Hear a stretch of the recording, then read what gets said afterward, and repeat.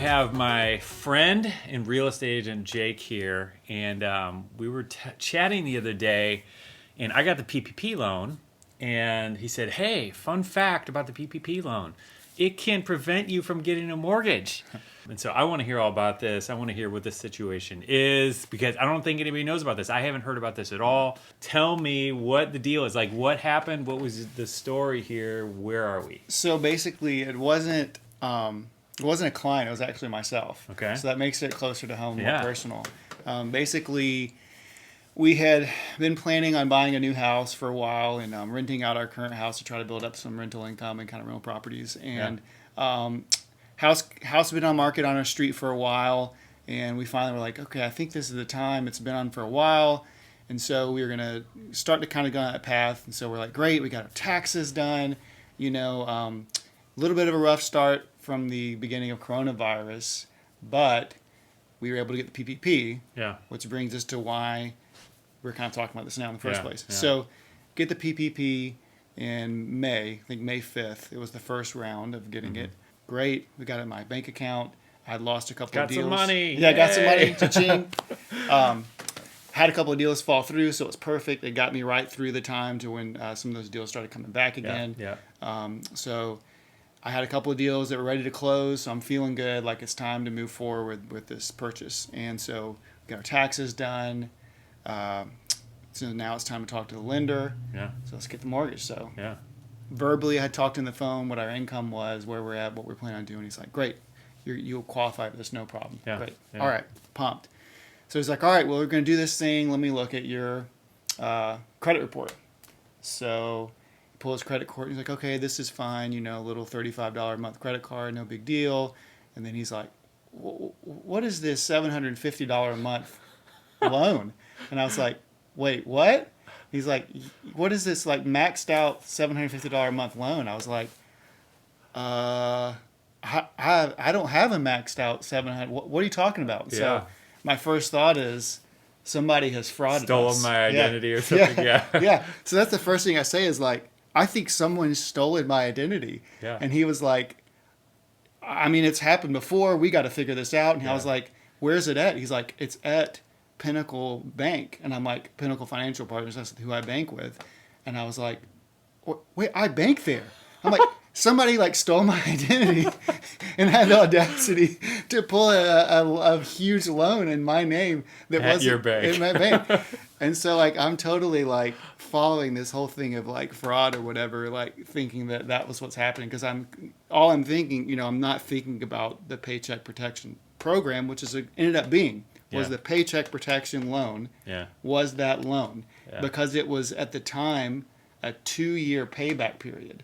So if you're talking about a $15,000 loan with a 2-year payback period, so it was this massive debt on my account, and totally Unexpected. You didn't know it was there. Unexpected.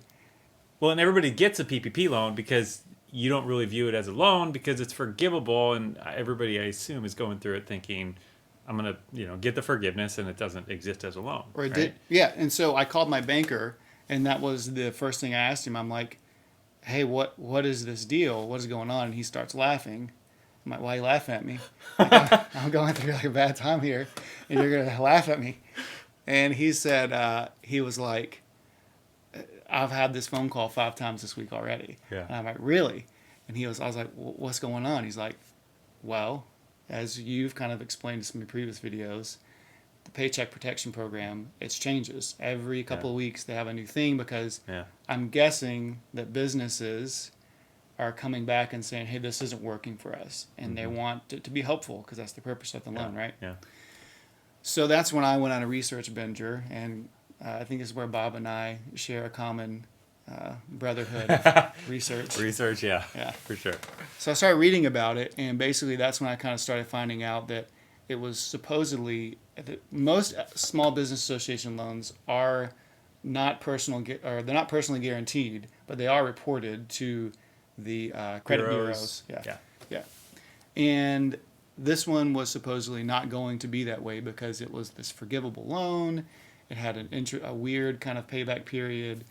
So that was the original intent of the loan. But then they were actually not even supposed to report it at all, but now they're reporting it to personal credit loan. Wow. And that's what affected my mortgage because they were looking at it as this is a personal guaranteed loan. Yeah. Yeah.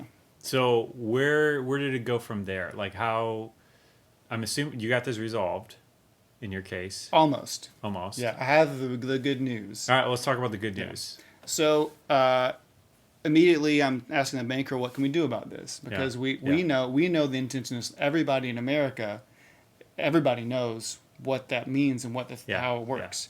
And we kind of made some suggestions about him writing a letter to the mortgage lender and saying like this is the purpose of the loan, and so like therefore we can't consider this or we shouldn't consider this on your personal thing. Plus it's going to be forgiven because it was used in the right purposes. Yeah.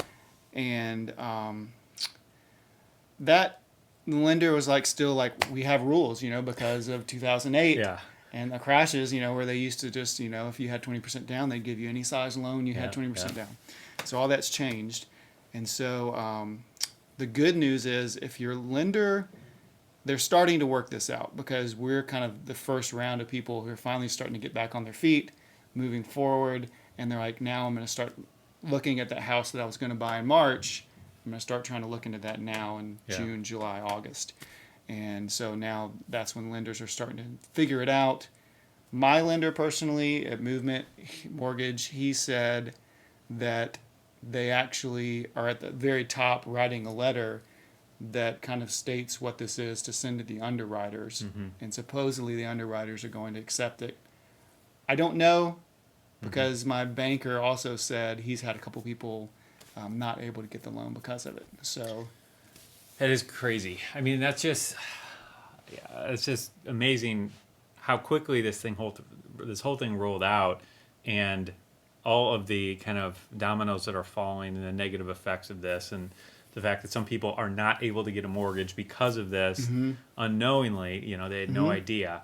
Well, the banker told me that they didn't know because it wasn't supposed to happen this way. Yeah. Like their intention of the loan was to never be on your personal credit report. And, So if somebody's watching this and they're in this situation, like do you have any suggestions? Yeah. So the first thing is there's a differentiation of when you got the loan. This may be getting too much info, but you can dive in. If you're before June 5th, it was defaulted to a 2-year payback period. Okay. If you're after June 5th, it's defaulted to a 5-year payback period. Okay, so that'll change things considerably. That will change considerably because that's a very big difference in your payment scheduling.